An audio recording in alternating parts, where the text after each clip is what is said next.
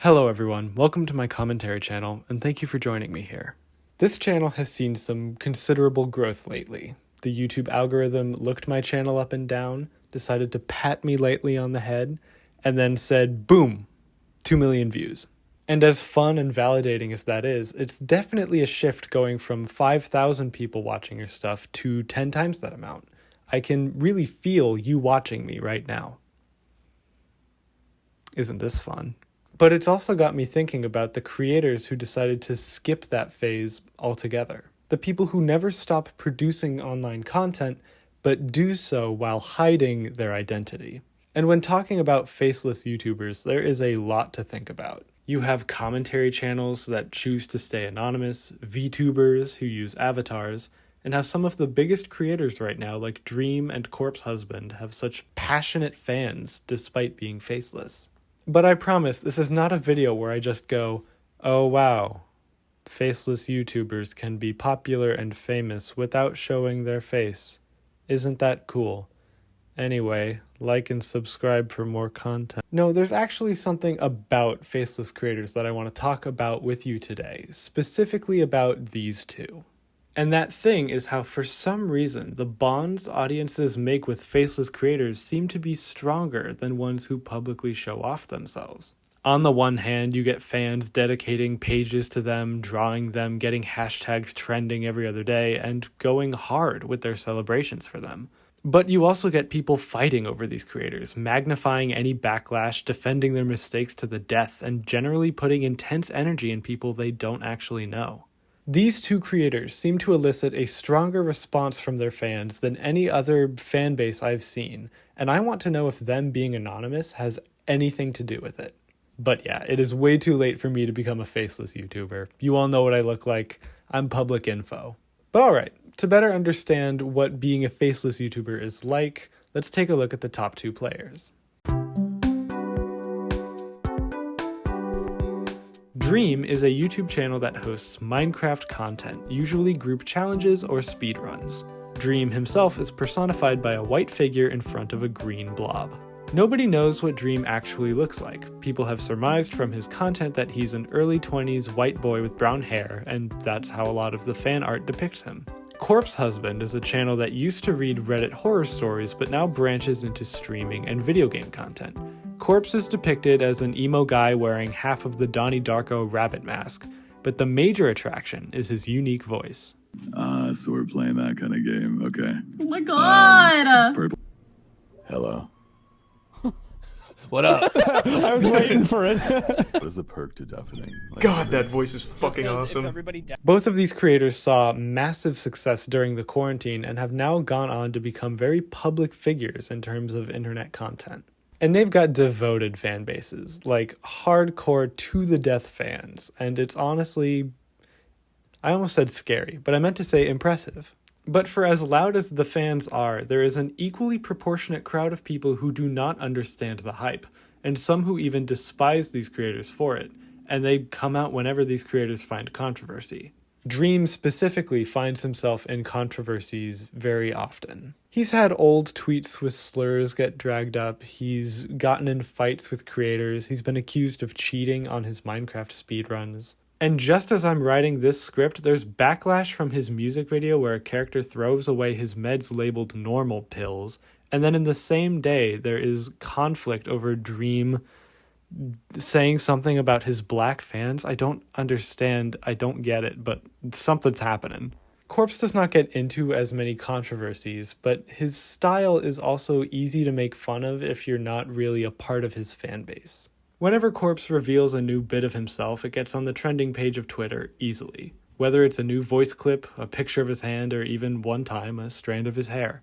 His fans would post obsessively about these things, which would make the outsiders make fun of them, so they would defend themselves and the conversation would derail into chaos very quickly. So what I want to know is, why?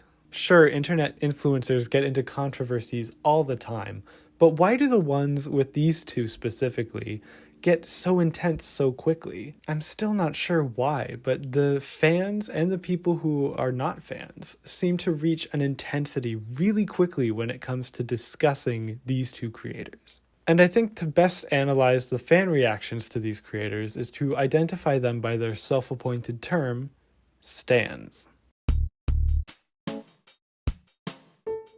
I spoke about stan culture in a video a long time ago, but to recap, a stan is identified as a zealous fan of a person or collective.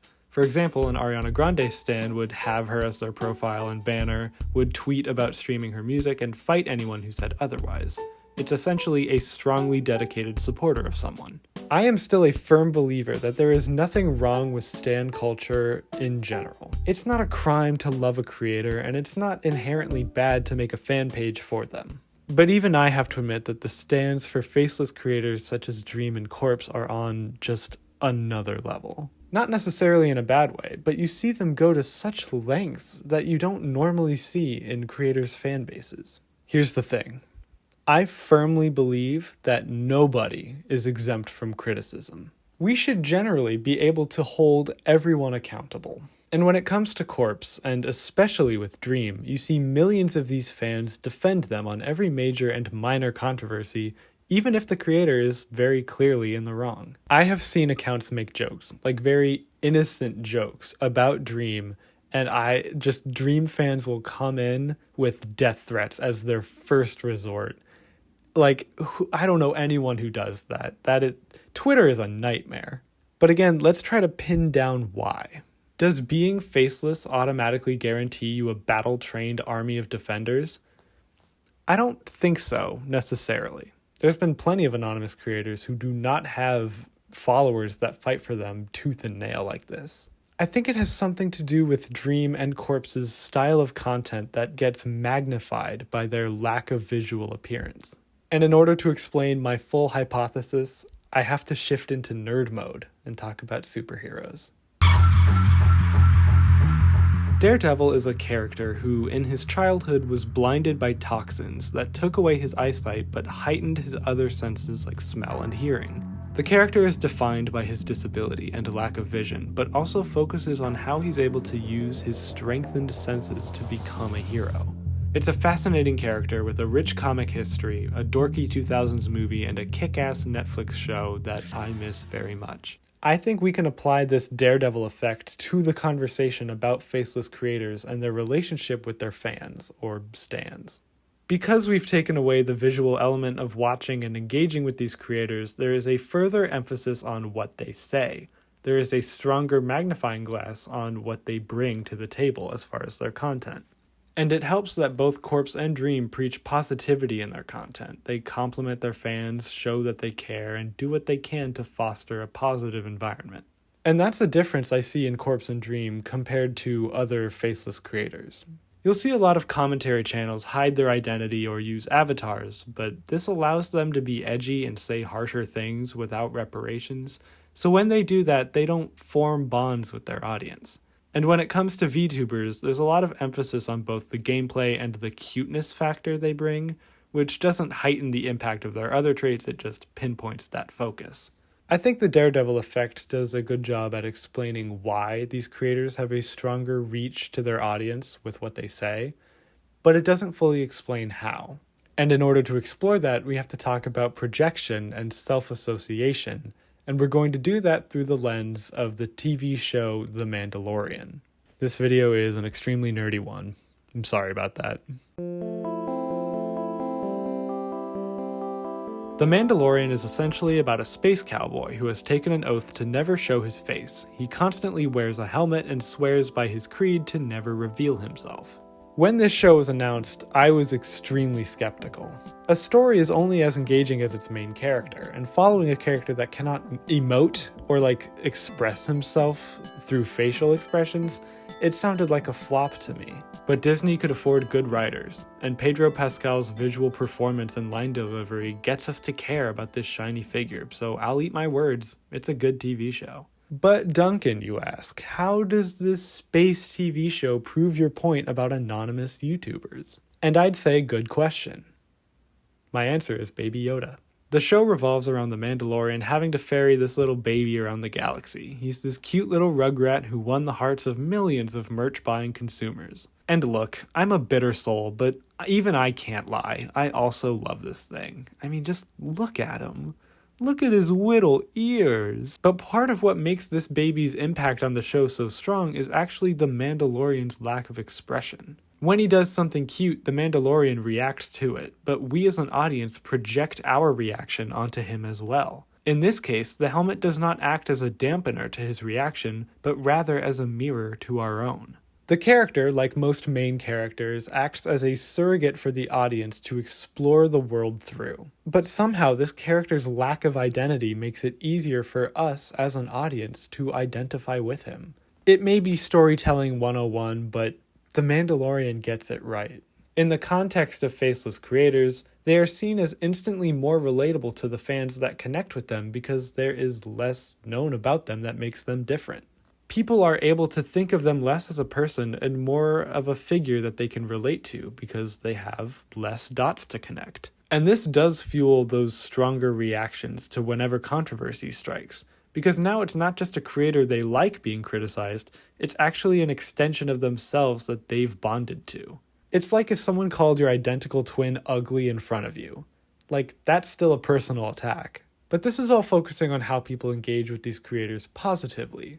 Let's start flip turning this upside down and looking at how it affects them negatively.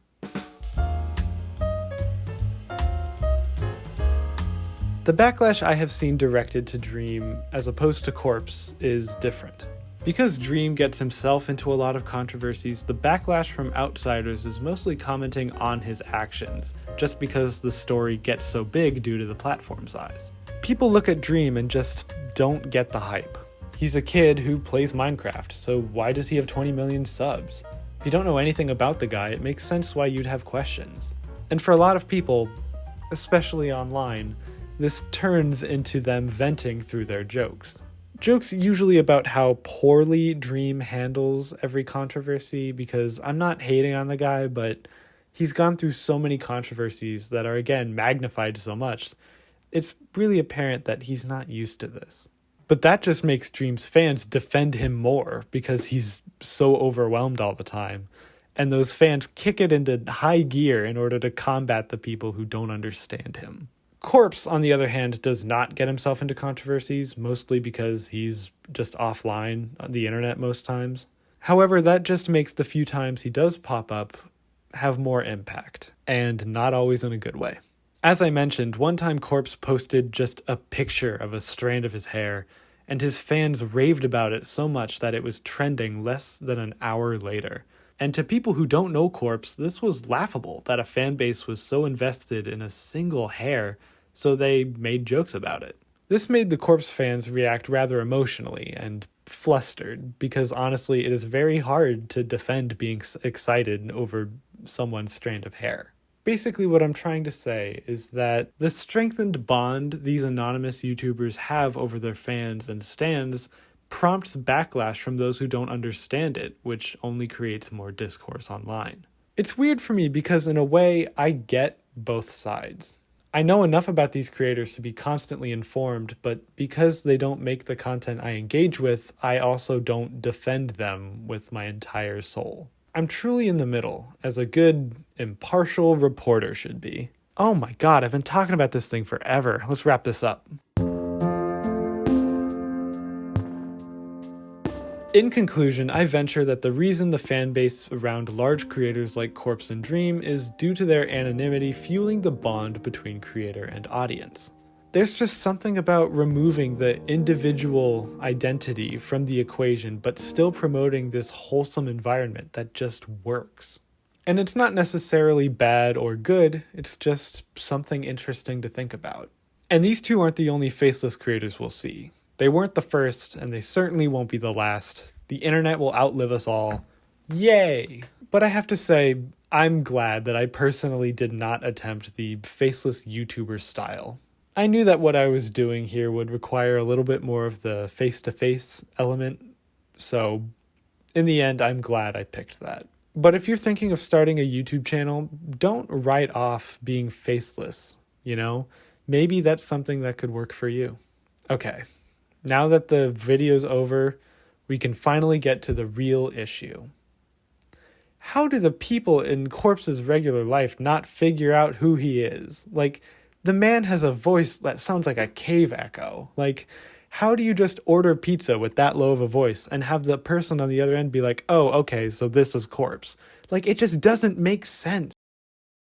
Thank you all for watching my very long, very rambly video all the way to the very end. I appreciate your support. I will leave some videos on screen for you to watch, as well as my social medias if you would like to see me tweet something stupid every now and then. Please take care of yourselves and others. I love you lots. I don't know why I kissed. I never do that. Bye.